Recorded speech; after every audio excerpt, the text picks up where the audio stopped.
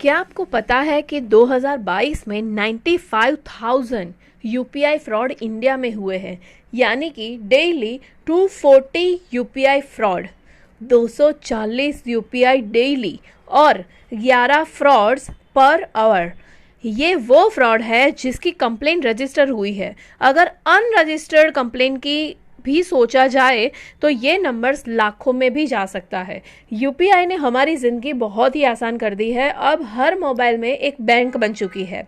साथ ही साथ अगर इसका प्रॉपर ध्यान ना रखा जाए तो फ्रॉड भी हो सकता है। बहुत सारी लेडीज़ बहुत उम्मीद के साथ ज्वेलरी बिजनेस स्टार्ट करते हैं।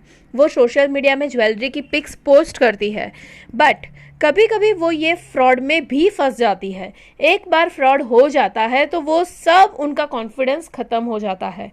बट अब आपको टेंशन लेने की कोई भी ज़रूरत नहीं है। आज के पॉडकास्ट में मैं आपके साथ 4 टिप्स शेयर करूंगी जिससे आप 99% फ्रॉड को अवॉइड कर पाओगे। हाय, मेरा नाम विश्वा मोदी है। मैं ज्वेलरी बिजनेस कोच हूँ।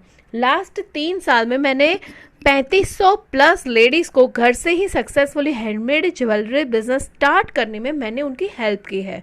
मेरे ख्याल से ज्वेलरी मेकिंग बिजनेस वुमेन्स के लिए बेस्ट है, क्योंकि ये बिजनेस से वो घर से ही काम करके happy financial independent life family के साथ स्पेंड कर सकती है। तो चलिए स्टार्ट करते हैं। टिप नंबर 1 ये है कि डोंट बी डेस्परेट। मुझे पता है कि बहुत सारे लोग बहुत सारे एक्सपेक्टेशन के साथ ज्वेलरी बनाते हैं और उसे ऑनलाइन पोस्ट करते हैं और वो वेट करते हैं कि उनकी सेलिंग स्टार्ट हो जाए। इसी बात को फ्रॉड जो होते हैं वो लोग टारगेट बनाते हैं। वो स्मॉल बिजनेस ओनर्स का कांटेक्ट करते हैं और उनसे बल्क ऑर्डर देने की बात करते हैं। वो उनसे कहते हैं कि मुझे 20, 50 या 100 पीसेस चाहिए, तो कितने रुपीस के होंगे। आपको वो बातों में फंसा कर प्रूव करने का ट्राई करेंगे कि उनका बल्क ऑर्डर है और उनको बहुत ही जल्दी ऑर्डर करना है। हमेशा याद रखिए, आपके इनिशियल डेज में आपको पेशेंस के साथ काम करना पड़ेगा। अगर आप एक्साइटमेंट में कोई भी कदम उठा लोगे तो आप फ्रॉड के शिकार बन जाओगे। आप उनके प्रोफाइल ओपन करके देखिए कि कितनी पुरानी उनकी प्रोफाइल है, जेन्युइन पोस्ट है कि नहीं है। आप उनको डिलीवरी एड्रेस मांग सकते हैं। उनका डिलीवरी एड्रेस मांगोगे और उसे ऑनलाइन वेरीफाई भी कर सकते हो। उससे आपको अच्छे से समझ में आएगा कि वो फ्रॉड है कि नहीं है। आप उनका मोबाइल नंबर ट्रू कॉलर में सर्च भी कर सकते हो। टिप नंबर 2 ये है कि आपकी यूपीआई पिन या ओटीपी कभी भी शेयर मत कीजिए। आपकी यूपीआई पिन और ओटीपी एक सेंसिटिव इंफॉर्मेशन है। आपको ये कभी भी किसी के भी साथ शेयर नहीं करना चाहिए। हमेशा याद रखिए कि बैंक या फिर यूपीआई एप्स कभी भी किसी को भी कॉल करके ये डेटा कभी भी नहीं मांगती है।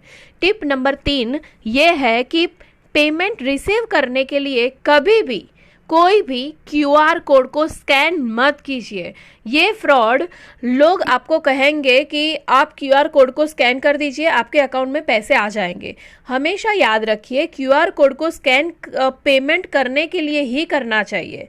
पेमेंट रिसीव करने के लिए क्यूआर कोड कभी भी स्कैन नहीं करना होता है। ओके, नाउ टिप नंबर 4 ये है कि जब तक अकाउंट में पैसे नहीं आते तब तक पेमेंट की कंफर्मेशन नहीं हुआ है, मतलब कि पेमेंट कंफर्म नहीं हुआ है। कई बार ये फ्रॉड्स आपको नकली पेमेंट स्क्रीनशॉट भी भेजते हैं और कहते हैं कि पेमेंट हो गया है या फिर गलती से एक्स्ट्रा पेमेंट हो गया है। आप आपका बैंक स्टेटमेंट चेक करिए। अगर बैंक में पैसे आए हैं तो कंफर्म है या तो अदरवाइज नहीं है। तो आज के पॉडकास्ट की समरी ये है। First is don't be desperate. Second, UPI pin और ओटीपी कभी भी शेयर ना कीजिए। थर्ड इज पेमेंट रिसीव करने के लिए कभी भी क्यूआर कोड स्कैन मत कीजिए।